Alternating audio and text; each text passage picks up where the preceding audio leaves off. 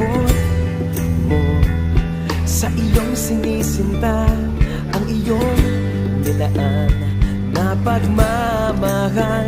Ang dulot nito ay tunay na ligaya. Pag-ibig